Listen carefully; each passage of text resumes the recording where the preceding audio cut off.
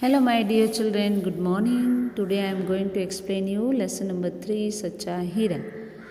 इस पाठ में कहानी द्वारा व्यक्ति के व्यवहार और उसके गुण के बारे में बताया गया है। प्रस्तुत कहानी में व्यक्ति के ज्ञान के साथ साथ उसके कर्म को भी महत्व दिया गया है।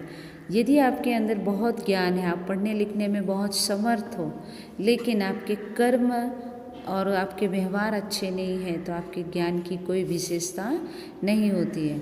अच्छा ज्ञान अच्छी बात है, लेकिन यह आचरण में नहीं है। आचरण मतलब हमारे रोज के व्यवहार में नहीं है तो निरर्थक है। इस बात को रोचक तरीके से प्रस्तुत किया गया है। सूर्य अस्त हो रहा था।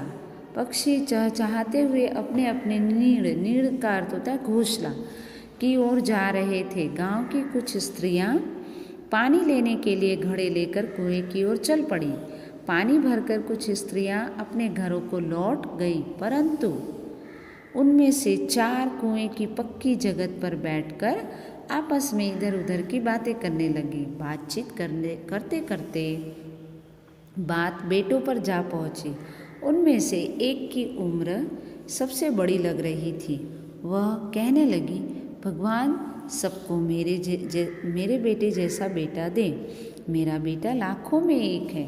उसका कंठ मतलब उसकी वाणी बहुत मधुर है। वह बहुत अच्छा गाता है। उसके गीत को सुनकर कोयल और मैना भी चुप हो जाती हैं। लोग बड़े चाव से उसका गीत सुनते हैं।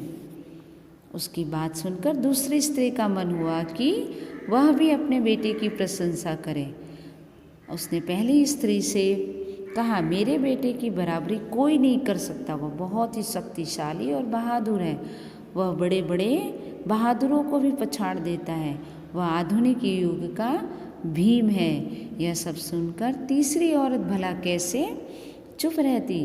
वह बोल उठी, मेरा बेटा साक्षात बृहस्पति का अवतार है, मतलब विष्णु भगवान का अवतार है। वह जो कुछ पढ़ता है एकदम याद कर लेता है।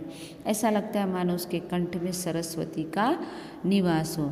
हर माँ अपने बेटे से प्यार करती है और हर माँ अपने बेटे की प्रशंसा करती है। तीनों औरतों की बातें सुनकर चौथी स्त्री चुपचाप बैठी रही। उसने अपने बेटे के बारे में कुछ न कहा। पहली ने उसे टोकते हुए कहा, क्यों बहन, तुम क्यों चुप हो गई हो? तुम भी तो अपने बेटे के बारे में कुछ बताओ। चौथी स्त्री ने बड़े ही सहज मतलब बहुत ऊंचे स्वर में नहीं, सरलता भाव से कहा, मैं अपने बेटे की क्या प्रशंसा करूं? वह न तो गंधर्व सा गायक है, न भीम सा बलवान और न बृहस्पति सा बुद्धिमान।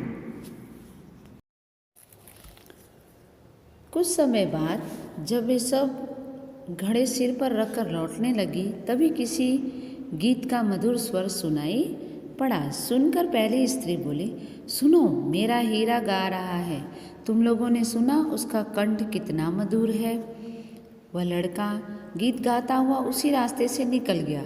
उसने अपनी माँ की ओर कोई ध्यान भी नहीं दिया। इतने में दूसरी स्त्री का बेटा उधर से आता दिखाई दिया। दूसरी स्त्री उसे देखकर गर्व से बोली, देखो, वह मेरा लाडला बेटा आ रहा है। शक्ति और सामर्थ्य में उसकी बराबरी कोई नहीं कर सकता। यह कह ही रही थी कि उसका बेटा भी उसी की ओर ध्यान दिए बिना ही निकल गया।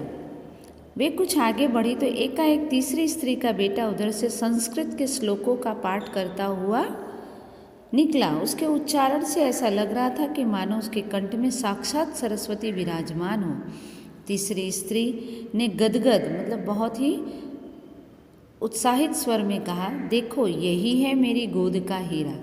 इसे कौन बृहस्पति का अवतार नहीं कहेगा? परंतु उसका बेटा भी माँ की ओर देखे बिना आगे बढ़ गया। वह अभी थोड़ी ही दूर गया था कि चौथी स्त्री का बेटा अचानक उधर से आ निकला। वह देखने में बहुत ही सीधा साधा और सरल प्रकृति का लग रहा था। सरल प्रकृति मतलब सादा व्यवहार। उसे देखकर चौथी स्त्री ने कहा, बहन, वही मेरा लाल है। चौथी स्त्री उसके बारे में बता ही रही थी कि उसका बेटा पास आ पहुंचा। अपनी माँ को देखकर वह रुक गया और बोला, माँ लाओ मैं तुम्हारा घड़ा पहुँचा दूँ। मना करने पर भी उसने माँ के सिर से पानी से भरा घड़ा उतार कर अपने सिर पर रखा और घर की ओर चल पड़ा। तीनों औरतें बड़े ही आश्चर्य से चौथी स्त्री के बेटे को देखती रही। एक वृद्ध महिला जो बहुत देर से इन औरतों के पीछे चलती हुई उनकी बातें सुन रही थी, वो पास आकर बोली, देखती क्या हो, यही सच्चा हीरा है। क्योंकि चौथी स्त्री के बेटे के अंदर गुण अच्छे थे, उसे अपने माँ के प्रति प्यार था और मान सम्मान था। बाकी 3 स्त्रियों के बेटे को अपने माँ के प्रति कोई मान सम्मान नहीं था, इसलिए वो अपनी धुन में चले गए। इसीलिए हमें इस पाठ से सीख मिलती है कि हमें हमारे बड़े बुजुर्गों का मान सम्मान करना चाहिए।